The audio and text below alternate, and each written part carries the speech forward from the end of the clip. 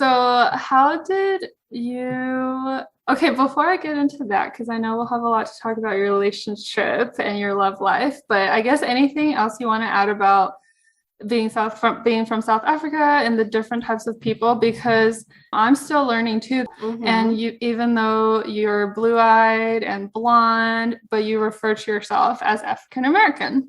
So how would you explain that to someone who's not been exposed to African culture at all, I guess, or they're only familiar with one type of African people? Kind of Mm. highlight some of the things that you want us to learn and be more cognizant about when it comes to African culture and the different types of people. That's such a good point.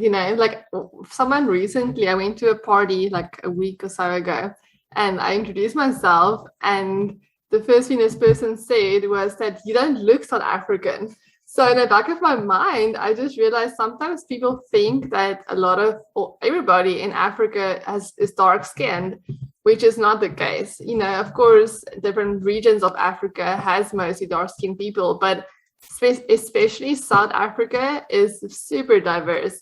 So you get a lot of different cultures. So I think that's the most important to really understand that it's not just one type of people. We have a lot of different cultures and a lot of different languages. So I think if people stop stereotyping and expecting me to look a certain way, that would be great. But the second biggest thing that I get all the time is that people think that Africa is a country. It is not a country, it is a continent. Oh Lord, oh Lord. It sounds very basic, but I'm so embarrassed for like Americans in general. This is just embarrassing people. And was another thing I got recently is that, well, it's a funny story. I'll just tell the story. So my husband, JC, was wearing a nice shirt, and the lady came up to us and she commented on his nice shirt, and she asked him where he got it from. And I didn't realize he intentionally did not want to tell her because he probably knew that she was going to have an ignorant mindset. So I just told her, oh, I bought it in South Africa. And she was genuinely surprised. She said, oh, Africa has malls. So I think sometimes people can also have this perception that, we just have dirt roads, we have pet lions, we have, very rural living, which is not at all the case. So I think those are just a few things that I think is important to know, to understand that sometimes in movies and things, Africa gets displayed in a way where people wear skins or they, it's just animals everywhere. But it's a very developed, at least South Africa, I can't speak for all of Africa, but it's a very developed country, and it's not really the case. And it's a very unique and very fun country, so I'll advise anybody to go. But I would add a disclaimer to go with someone that knows where it's safe to go, because unfortunately the crime rate has gone up a lot. So you need to be vigilant and you need to know where it's safe and where it's not safe for you to be. Great. Well, if you guys didn't know it yet, now you know Africa is a continent and not a country. Yes. We're teaching you some geography here, and I personally want to learn more about geography as well. So what's the difference, I guess, in South Africa and the surrounding countries nearby? So what are some of the other surrounding countries that you can name? And is there a big difference as far as like infrastructure, crime, people? Yes. So the countries I've visited is Namibia, Botswana, Zambia, and Swaziland. That's the only four that I've visited. So just speaking from what I've seen, so of course I don't know that much about those countries, but Namibia is right on the next to the Orange River. So I once did, or twice, did a kayak trip down the Orange River, and that was amazing. It was really an experience. But in terms of, Namibia is known for its sand dunes, so it's part of their tourism. So you can ride on a camelback, you can go on like quad bikes and go in the sand dunes, things like that. It's a smaller country than South Africa. And then Botswana, I have to say, is very different. In my experience, was very different from South Africa. It is actually more rural, and I did actually see some wild animals next to the road. So maybe that's where that stereotype comes in. But I was quite surprised by how underdeveloped the country still is. there are certain parts that's more developed, but there really are still a lot of dirt roads, a lot of like animals roaming freely, things like that. And in Zambia, it's right next to the Victoria Falls. So that was like my highlight from being there and just seeing the Victoria Falls. It's absolutely beautiful. And yes, it also it looks a little bit different from South Africa, but in terms of their like how things function, the crime rate, things like that, I'm not too sure about. But it's definitely beautiful. All of these countries are beautiful places to visit and just experience. Yeah. And definitely all are very unique. So you can't really compare the one to another. Right. You can't really say all of Africa looks the same. Exactly. It's honestly, how many countries? Like 20 something at least. It's a lot. Yeah, it's a lot of different countries in that continent versus we think of North America as typically just Canada, US, and Mexico. Yes. So we just think of the 3 countries. But in Africa, there's so many more. So yeah, I guess you really can't. They each have their own government, their own infrastructure, their own culture. So you really can't compare them at all to each other. But I'm really glad you can speak so much about South Africa specifically, and we can learn a little more about that.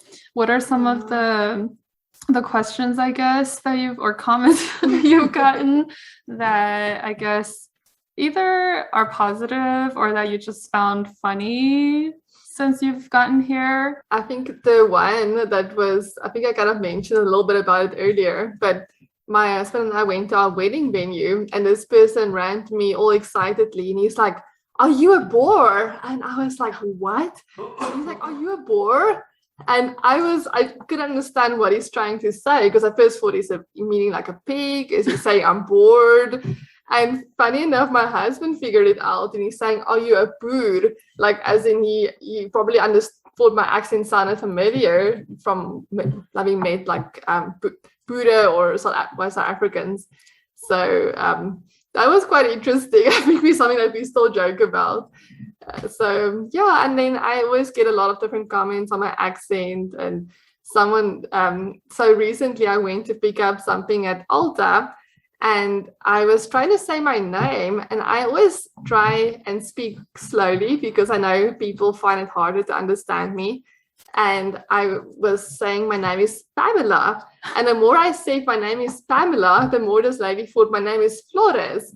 So I had to say it 3 times and eventually I just took out my license and I showed her my name because somehow when I said Pamela, she heard Flores. That can be so challenging sometimes. So especially over the phone. So I've decided I'm just going to spell out my name so there's no confusion there.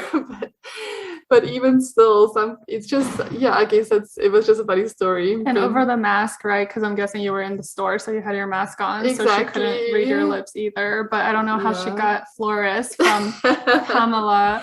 Exactly. But you were telling me, I thought it was so hilarious. You were telling me how like when you were on customer service, when you're on the phone with customer service sometimes, you try to make it a little easier for them. So you tried to fake an American accent. How did that work? I mean, in some ways it helps. Like I know there are certain words that I have to say a little bit more American. Like the first time I flew to America, right? I was on the plane and I wanted to have water like this. And the lady did not understand what water is. So I said it like a few times and eventually I realized I have to say water. So now I say water instead of water. But I've noticed when I speak to my South African friends, I don't want to sound like I have an accent. So then I have to change back. So it becomes it can be a little confusing sometimes. Oh, wow. I didn't realize that. So you get kind of some pressure from when you speak to your family back home and your friends that you don't want to sound Americanized. Yes. I think they probably just make fun of me. So it's not a big deal, but I don't want to sound like my accent is changing. Yeah. Oh yeah. My Chinese is horrendous. It's just, I mean, I can speak, but it's just horrendous. I feel like I'm forgetting more. Like my brain cells are just disappearing by the day when it comes to my Mandarin speaking. I'm always forgetting words left and right. I think my pronunciation is still good. It's just hard for me to conjure up what I'm trying to say now. Yes. So if I went back to China right now, it would probably be embarrassing too. But although I will say that when I was there for three whole months during high school, after some time, it comes back to you. Oh, yeah. Yeah. So then at first I started out, they can tell I was from America and also I'm tan, so they can tell that I don't live over there.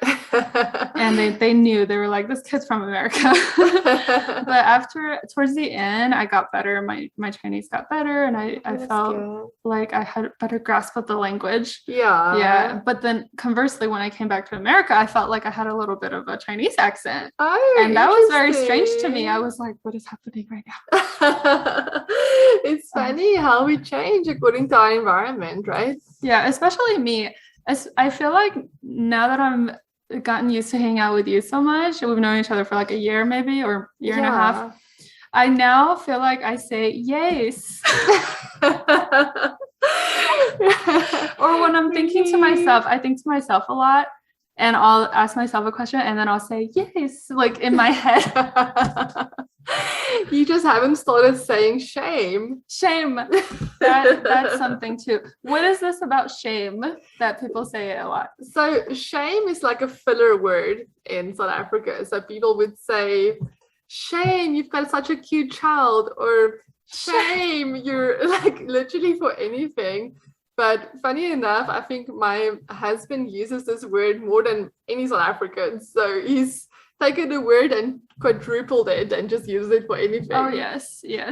He's saying it right now. He's mouthing it to us right now. Yes, Jesse says it constantly, and I thought it was just him, and I didn't know that it came from South Africa that people say it. So they say it for good things too. Yeah, like, oh, shame, your hair looks so nice today. Yes, exactly. Wow. Okay. Well, I guess now I know if I go there, then I won't be offended if they say shame. Exactly. It's just a filler word. Okay. Any other slang that they use, or not really slang, but there's different words. We use different words for the same thing. So if you go and stop at a traffic light, we call it a robot. I'm stopping at a robot. Or instead of saying gas station, we call it a garage.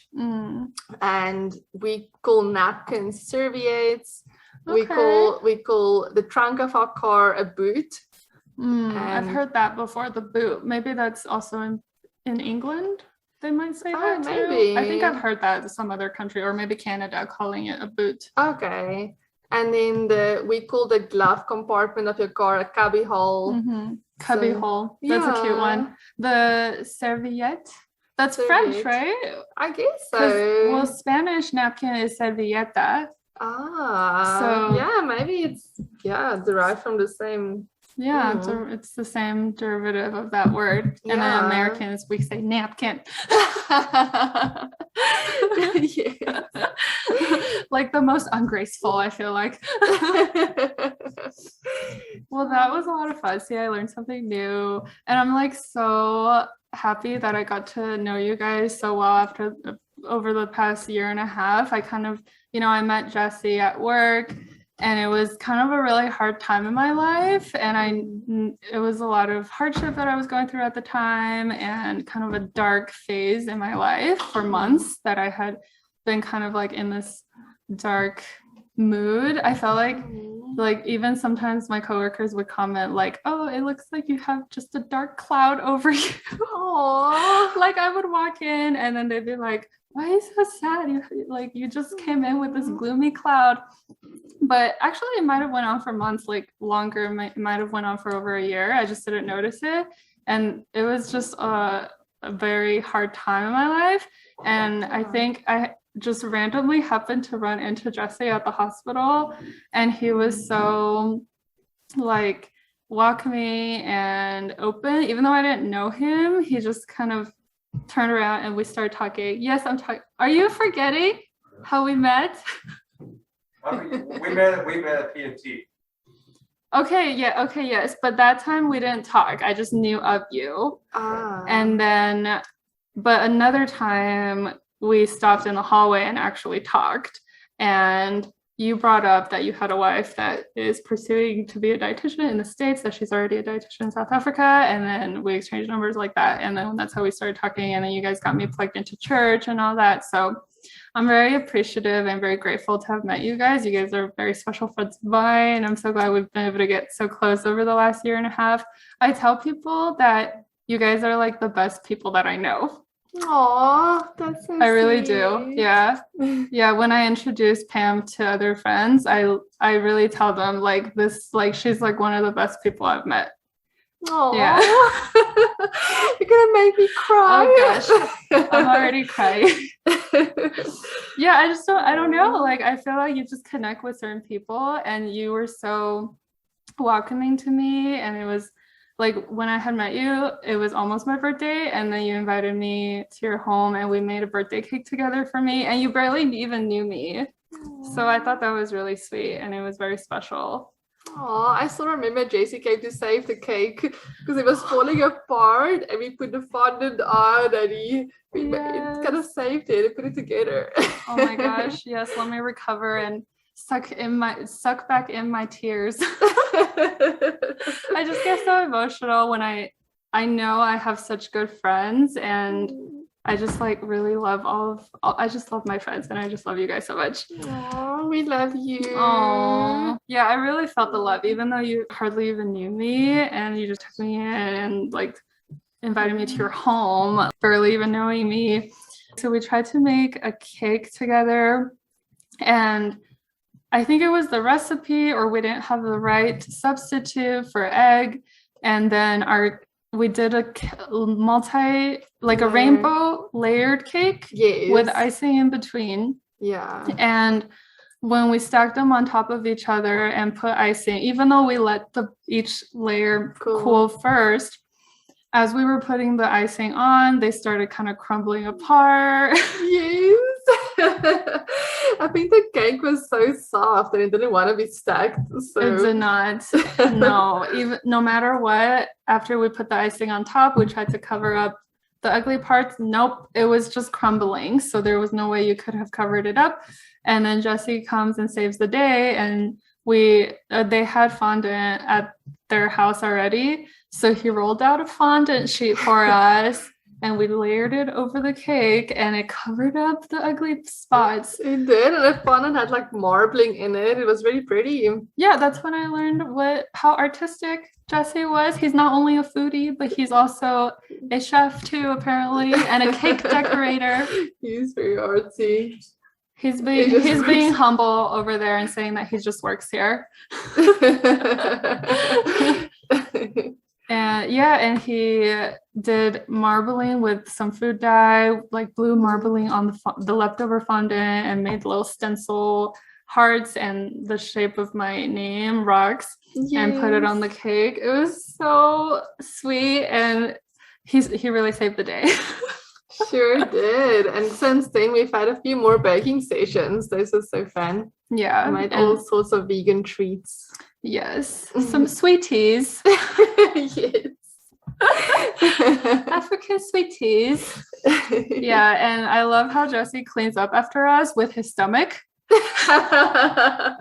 So when we're baking in the kitchen, he follows us around and picks up any crumb or any icing we drop, and he just cleans it up for us. Yes.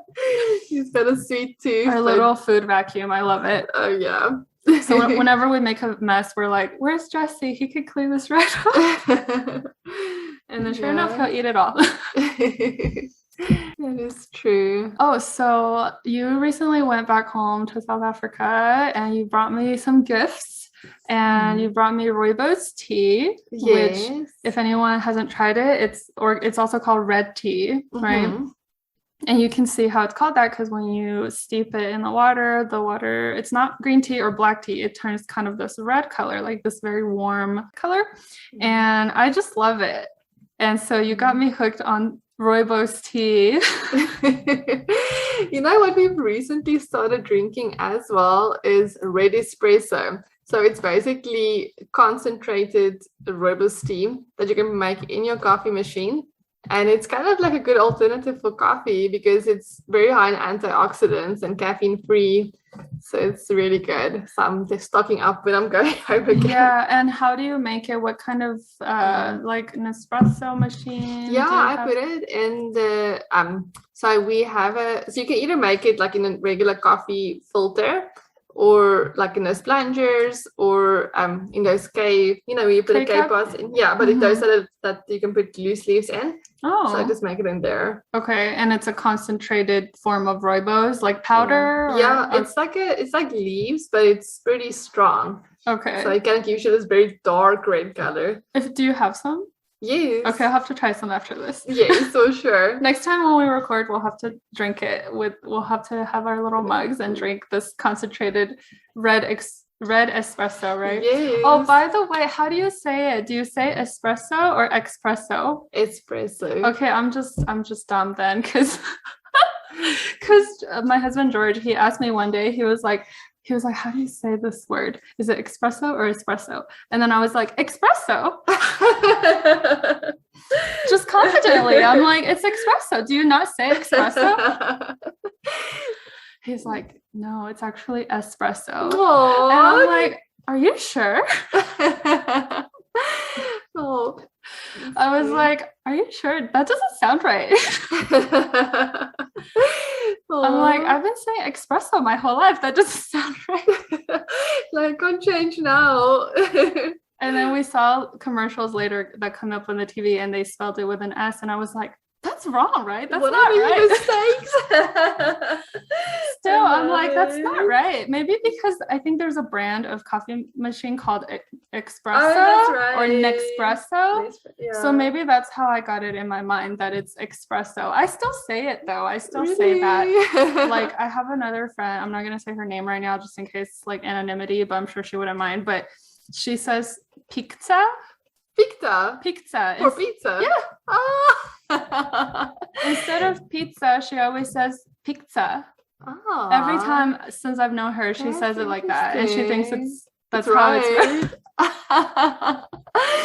Oh, that's funny. It Yeah. reminds me of how people say pecan or pecan, and everybody's convinced that their way is right. Yeah, I kind of go in between. I think pecan is more of like a southern Texas maybe, and then pecan, or could be the other way around. But yeah, whatever. I say either way. Yeah. I hope you enjoyed this episode. If you like the podcast, I would love it if you can leave me a 5-star review on iTunes. Follow me on Instagram, Twitter, Facebook, and Pinterest at MFMP Pod. And consider supporting the show at patreon.com/MFMP to gain access to exclusive content and bonus perks. And to keep the conversation going, you can tweet me to ask a question or share a comment about what you heard. I would also love to see you post stories to Instagram or Facebook of you listening to the pod or trying any of the activities or recommendations introduced from the Hook You Up segments by my guests or myself. Tag me in your stories or posts at MFMP Pod so I can see and maybe also share along. Until then, stay tuned to hear more from the many faces of many places.